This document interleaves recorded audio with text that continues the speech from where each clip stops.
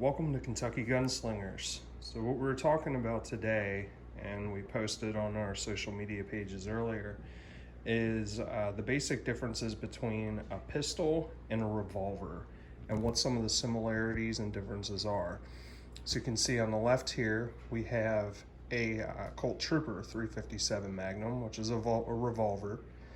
And to the right, we have a Glock Model 22 40 caliber, which is a semi-automatic pistol. Both classified as handguns. Both can serve similar and different purposes. But today we're talking about the basics. So on the revolver, a revolver is called a revolver because right here you see there's a cylinder, and that cylinder is where all ammunition is fed into. Generally there's 6 rounds. It can be more or less depending on the caliber. Most 357 Magnums hold 6, some smaller hold 5. In comparison to feeding ammunition, a pistol is classified as any handgun that does not use a cylinder to feed ammunition. So most use a magazine, which you can see here. It's a magazine. This one's loaded, so we'll keep it out of the gun. But that magazine generally either feeds into a magazine well that's in the handle or an apparatus that's at the forward part of the gun underneath the chamber itself. With these, you can tell that capacity is a big difference as well. So most magazines, 10, 15, can even go up to 30 rounds for a pistol. Whereas the revolver, you can tell in the cylinder, this one holds 6 rounds. After firing the weapon, you're going to want to reload. And if you're in a self-defense situation, you're going to want to reload quickly. For a revolver, after you spend the ammunition that's in it, you're going to have to remove the cartridges, the empty cartridges from the cylinder, and then reload it. There are speed loaders where you can put all 6 back in at once, but generally folks will reload one at a time. Whereas with the pistol, you would just drop out your empty magazine, take a fresh magazine, insert it into the gun, chamber it, and you're ready to go. So capacity and speed of reload is a big difference between the two.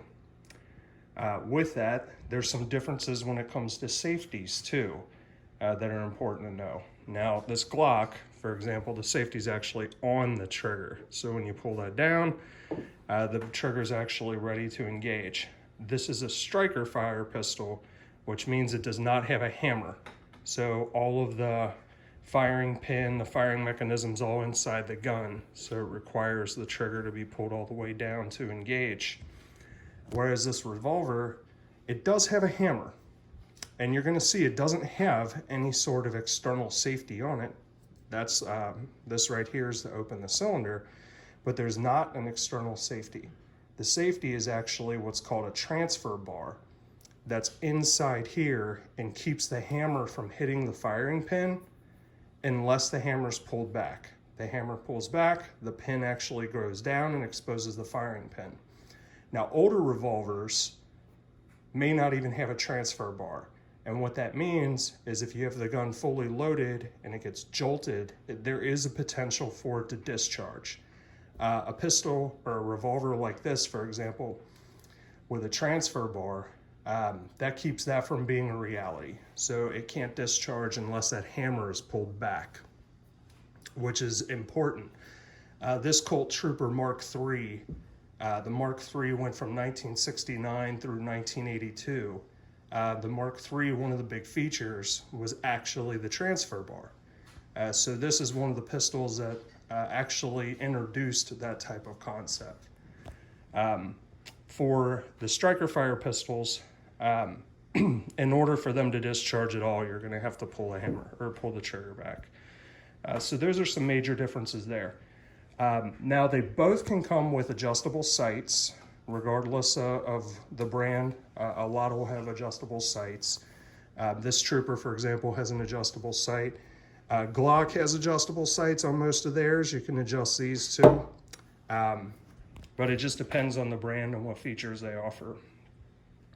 Now, for similarities as far as size, you can get revolvers that are virtually any size that can go as large as this Trooper, which is more of a full-size revolver with a 6-inch barrel, all the way down to smaller and lighter for concealed carry, as well as same with pistols. Pistols can run the gamut of being multiple different sizes, from full size like this, all the way down to a .380 caliber that could easily fit in somebody's pocket. So for that, it really just depends on what you're looking for and what the uses are. To highlight some of the big things on these is, again, number one, capacity. That is a big difference between a revolver and a pistol. Number two is the safety mechanisms. Most revolvers, with the exception of a couple that I've seen, none of them will have an external safety. All of them almost always operate off transfer bars if they have one. Whereas pistols, they can have a variety of safety features, including maybe even none. I've seen them external where they're up on the slide. I've seen them down by the trigger mechanism. I've seen them as part of the trigger mechanism. On 1911 style pistols, a lot of times they tend to be on the back of the grip, so it takes the full grip in order to engage the trigger and to shoot the weapon. So there's a lot of differences there with pistols, whereas revolvers tend to be pretty straightforward. Caliber differences are out there too, whereas most automatics are going to run on pistol calibers for automatics. A lot of popular ones out there like 9mm, 40 calibers, 45 ACPs, 380s. On the revolver side, you have the introduction of the Magnum caliber. There are some pistols out there that'll shoot a Magnum caliber, but revolvers are where you're going to find most of those. This is the 357 Magnum, which also shoots 38 specials, but you have 44 Magnums, and then that gets into much larger calibers too, where you have maybe the 454 console or the 500 from Smith, where it's bigger bores. So that's highlighting some of the differences. Definitely keep your eye out for more videos, but I hope you took something from this, and have a good day.